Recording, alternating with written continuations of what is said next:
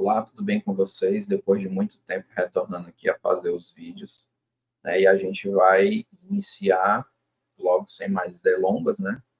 A história do papado, né? Como surgiu a questão dos papas, da onde veio, se é bíblico ou se não é, se é uma invenção da igreja, ou se começou com Constantino, né? Toda aquela história, né? Então, para a gente começar, estamos reunidos em nome do Pai, do Filho e do Espírito Santo.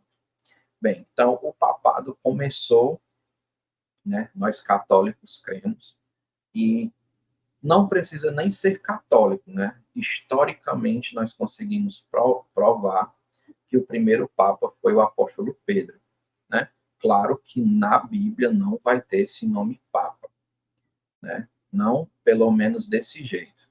E também nos primeiros séculos não tinha esse nome papa, porque o idioma papa vem do latim, né? E o idioma utilizado ali nos primeiros séculos, na chamada igreja primitiva, era mais o grego, né? Então você não vai encontrar esse nome. Você vai encontrar mais o apóstolo ou o bispo de Roma, que é a cidade principal, né? Então, vamos lá, onde é que começa isso, né? Começa com Jesus e os discípulos lá em Cesareia de Filipe. Ele estava em Jerusalém e ele, por providência divina, né, por sabedoria de Jesus Cristo, ele sai de Jerusalém e vai para outra cidade para fazer o que ele vai fazer, que é nomear Pedro como chefe da igreja. Então ele sai de Jerusalém, né, e ele vai para Roma, mas é para a capital? Não. Ele vai para Cesareia de Filipe, né? O nome já está dizendo, Cesareia é de domínio de César, é de domínio de Roma, então ali é território romano. Então, chegando lá, Pedro pergunta, né? Quem vós dizeis que eu sou? Aí uns dizem, tu é Elias, outros dizem, tu é Jeremias, ou um dos profetas e tal. E Pedro, inspirado pelo Espírito Santo, diz, tu és o Cristo, o Filho do Deus vivo. Né? Então, ele acerta na mosca. Jesus diz, feliz tu, Simão. Aí Jesus muda o nome dele de Kefas, né? Muda o nome dele de Simão para Kefas, que significa pedra, né? E ele diz: sobre ti eu edificarei a minha igreja, as portas do inferno não prevalecerão sobre ela. E tudo que tu ligares na terra, eu ligo no céu, e tudo que tu desligares na terra, eu ligo no céu.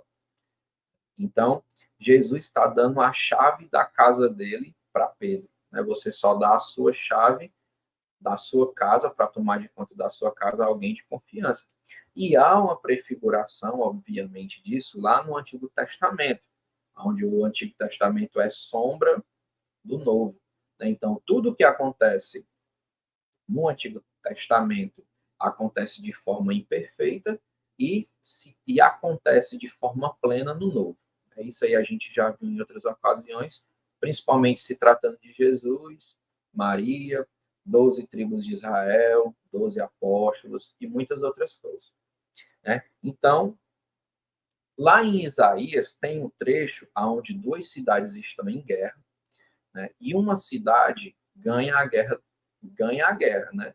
Então, a que perde passa as suas chaves para o rei da cidade que ganha. Ou seja, a partir daquele momento, aquela cidade que perdeu a guerra, dando as chaves, dando o poder, que é o símbolo de poder, aquela cidade que ganhou a guerra passa a dominar essa. Né? E esse episódio que acontece com Jesus e Pedro é lá em Mateus 16, versículo 18 em diante. Né? Então, a gente vai ver aqui alguns slides para ficar melhor, né, a nossa visualização, para a gente entender melhor. Né? Então, essa imagem aí é uma imagem belíssima, lá do Vaticano, né? A Cátedra de Pedro. A cátedra significa cadeira. Cadeira vem de símbolo de autoridade, né? É símbolo da missão apostólica dada a Pedro. Né? Aqui diz assim, Jesus muda o nome de Simão.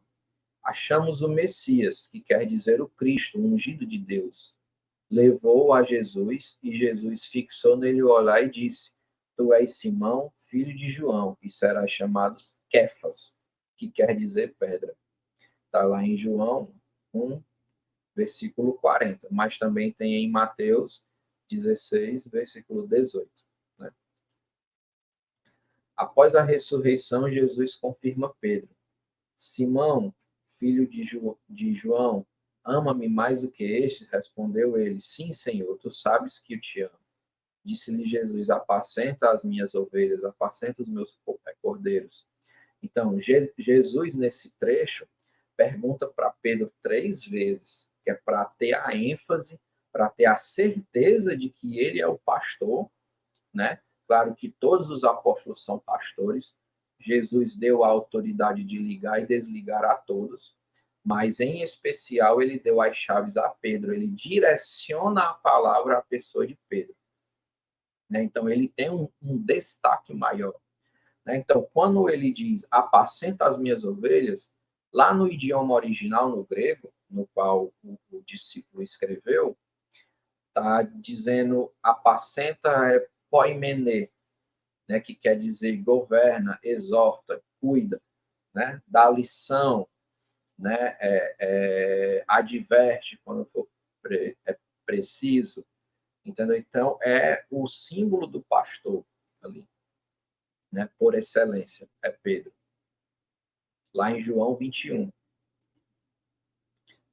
Santo Irineu, que ele é da patrística, como vocês podem ver em vídeos anteriores, eu vou deixar um card aqui para indicação de um vídeo para vocês saberem mais sobre a patrística, que são ali os primeiros padres, os primeiros bispos que sucederam depois que os apóstolos morreram. Então, Santo Irineu, lá no ano 202, olha só, a Bíblia terminou de ser escrita no ano 100, e no ano 202, ele escreve isso aqui, ó, a primazia do ensino, porque é com essa igreja de Roma, em razão de sua mais poderosa autoridade de fundação, que deve necessariamente concordar com toda a igreja, concordar toda a igreja. Ou seja, as igrejas que estão ao redor, em outras cidades, em outras comunidades, devem obedecer à igreja de Roma, né? Porque com essa igreja, em razão de sua poderosa autoridade de fundação, ou seja, foi a primeira. Isto é, que devem concordar os fiéis procedentes de qualquer parte, ela, na qual sempre, em benefício dos que procedem de toda parte, ou seja, de todos os lugares, se conservou a tradição que vem dos apóstolos. Né? Então, está no livro da Patrística, aqueles verdes da Paulo, contra as heresias. Né? Então, a tradição apostólica, ela, na sua essência, na sua mais pureza, está em Roma, sobre os apóstolos Pedro e Paulo. Pedro sempre foi o líder do colégio dos apóstolos e seu porta-voz. Né? Aqui é uma diferença gritante para aqueles que dizem, não, Pedro era igual aos outros. Né? Olha só, o nome de Pedro é mencionado 171 vezes no Novo Testamento. Né? E João, que vem em segundo lugar, é 46 vezes. Então, é uma discrepância assim, absurda. Né? Então, Jesus, sempre quando os evangelistas, né, sempre quando vai citar os apóstolos, sempre bota Pedro em primeiro lugar. Pedro, Tiago e João. Pedro, Tiago e João. Ou então é Maria, Pedro e os discípulos. Maria, Pedro e os apóstolos. Sempre é assim, né? Dando ênfase ali em Pedro. Né? Então aqui tem uma listinha, né, dos primeiros papas que seguiram após Pedro.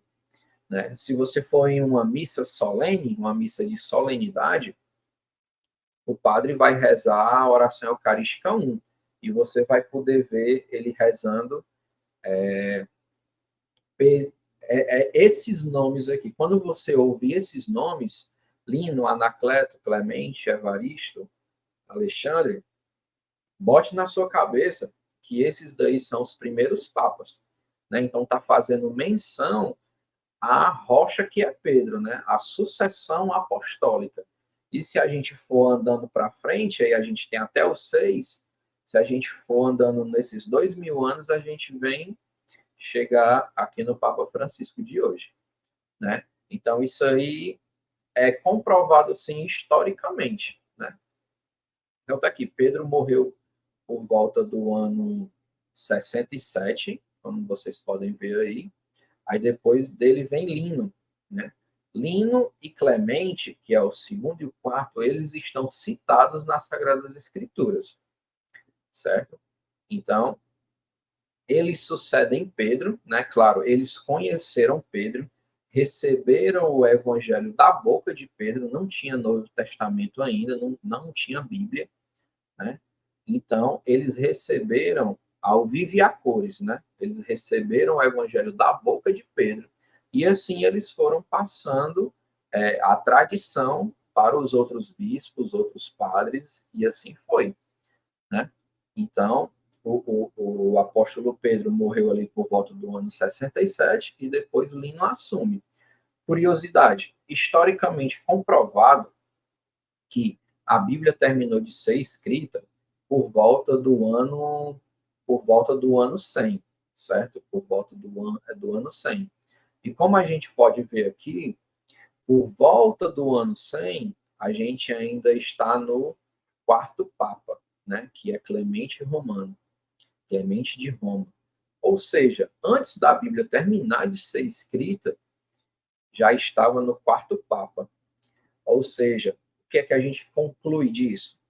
Que não foi a igreja que nasceu da Bíblia, né? Como dizia Dom Henrique Soares, Padre Paulo Ricardo também, a igreja não nasceu da Bíblia, foi a Bíblia que nasceu da igreja. A Bíblia é uma expressão da igreja. São 27 livros no Novo Testamento. Por que não são 25? Por que não são 30? Por que não são 40? Porque livro é o que tem. Tem muitos. Evangelho de Tiago, Apocalipse de Pedro, Evangelho de Maria Madalena, outros evangelhos de Marcos. Mas por que são esses 27? Porque a igreja quis.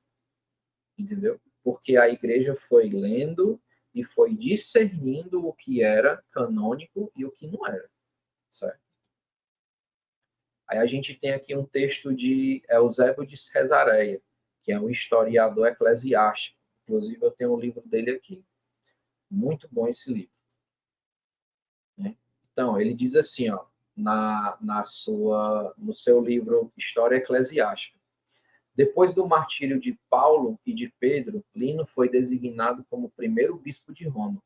Ele é mencionado por Paulo quando escreve de Roma a Timóteo, na despedida ao final da carta, né? Carta a Timóteo.